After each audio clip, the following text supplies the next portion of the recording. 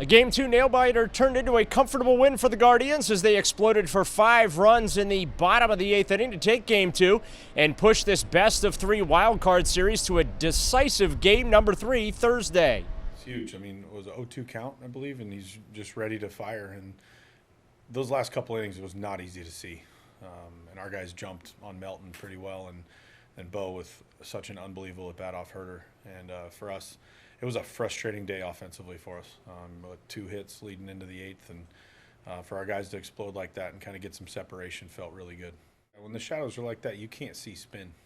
So, everything looks like a fastball coming in. Hopefully you see something at some point between the pitcher and where you are that tips you off what pitch is coming.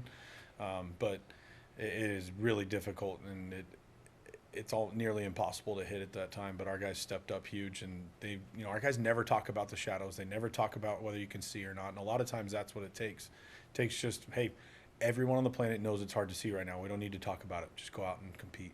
Obviously, we didn't get much going offensively today. George hit the homer and a couple other balls that may have been homers by both teams that the wind knocked down early in the game, and just feel like as our bullpen is keeping them off the board, we feel like we have a knack to do it late in game, and whether we saw a 5-run explosion coming or not, we just felt like as our outs came off the board and their outs came off the board, we felt really good about it. And Rocchio kind of broke the tension with the homer, and then the boys let loose.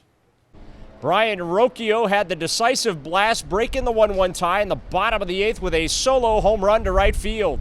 Que como lo he dicho en muchas entrevistas, trato de no pensar en eso, trato de mantenerme lo más simple posible y competir. Estos son momentos de competir y tener la mente en cero. Like I said in a couple of interviews, I don't think about it. I just try to keep my mind focused on competing, because this is competing time. There's no self-awareness here, just being competitive as much as you can.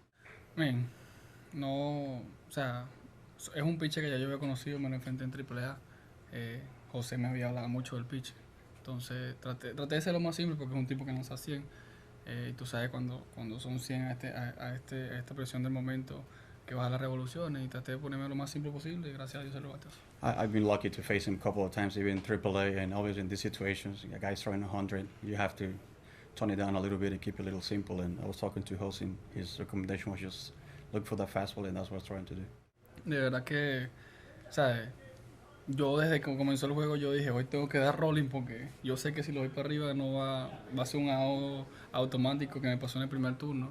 Y era lo que estaba pensando en todo el juego. Tratar de dar rolling, porque cada vez que pienso en rolling me salen las líneas. Funny enough, when the game started, I was thinking, with this win, we have to put the ball in the ground, trying to get ground balls, and somehow I felt that's normally when I get that mindset to get the ball in the ground, is when I get better results.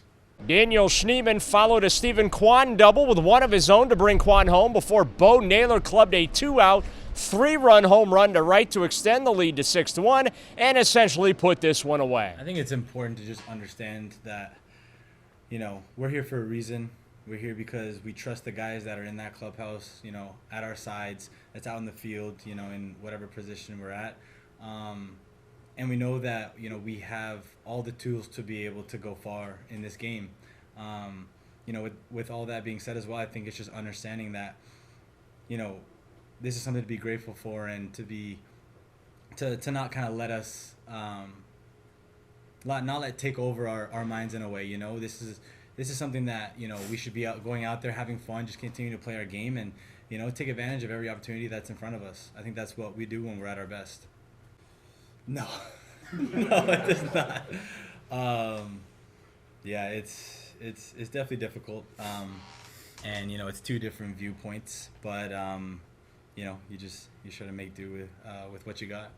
It was obviously a time where you knew it was going to happen. You just didn't know when, and it was probably at one of the more clutch moments we could have had it. I mean, I feel like Rocchio and Bo have been great in the month of September and down the stretch. So I mean, seeing them continue what they're doing in the regular season is obviously really good to see, and just because they're good people, it's nice.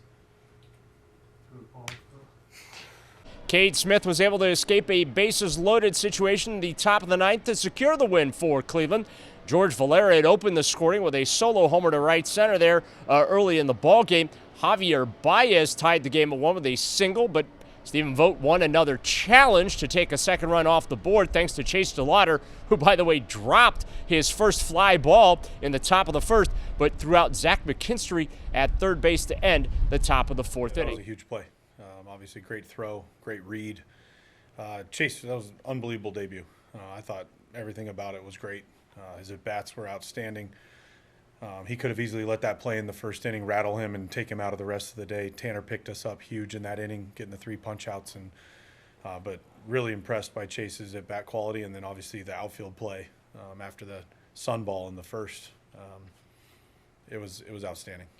Vogt and the Guardians return to Slade Cecconi for game number 3 Thursday. The Tigers get a counter with Jack Flaherty. It's the beauty of treating every game like a playoff game is you don't have to do anything different when a playoff game shows up. I mean, I've treated every game with 100%, focus, intensity, preparation. I've given everything I've had every time I've took the mound, and that's not going to change tomorrow.